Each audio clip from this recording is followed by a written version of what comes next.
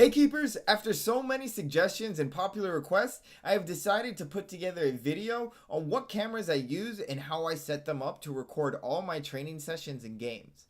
First, let's talk about my cameras and equipment.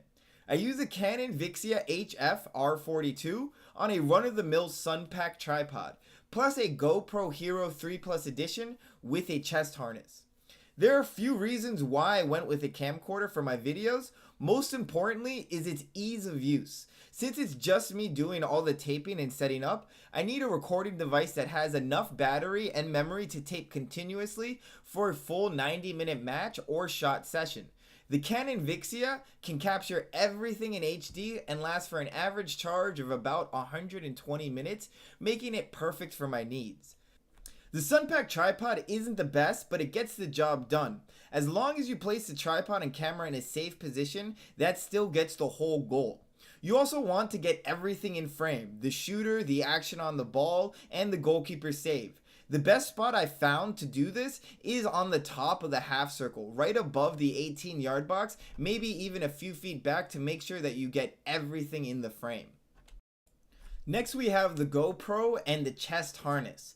I have rigged my chest harness to work mostly as a belt, which makes it a lot easier to set up as a goal cam with the belt strapped looped between the goal netting. To do this best, you want to first make sure you're centered and you want to stretch the belt strap as far as possible, making the GoPro nice and stabilized so it stays facing out towards the field even if the goal netting is moved around. This is going to happen a lot if you do let in some goals during a shot session, and you need to make sure that the GoPro is going to continue pointing out towards the field and doesn't end up pointing towards the ground or pointing out towards the side. That's one of the bad things about the GoPro. If you don't have the Wi-Fi setting on your GoPro, you won't be able to actually see what the GoPro is looking at until you go to edit it.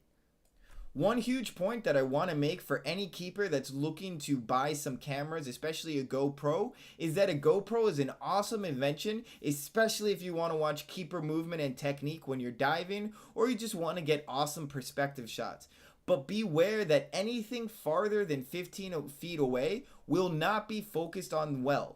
The GoPro is best for close shots or wide expansive shots. It's very hard to focus on anything that isn't directly in front of the GoPro, and if you're planning to do a whole video of taping the whole game with your GoPro and you're not having the actual GoPro directly behind you, then you will not get good film. You will only get to see what's directly in front of the GoPro.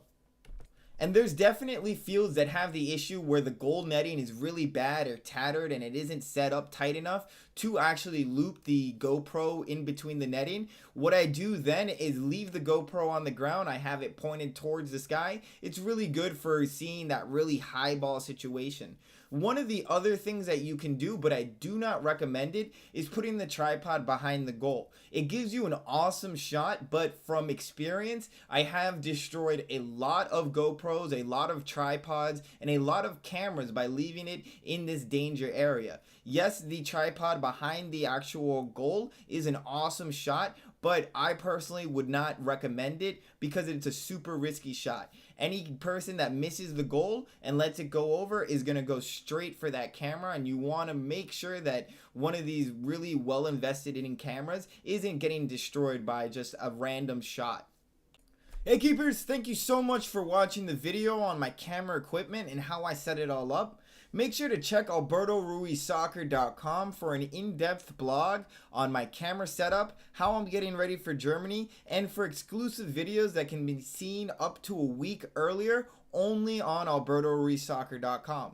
Take a look, share, and leave some love. Thanks for all the support, guys, and I'll see you guys again very soon.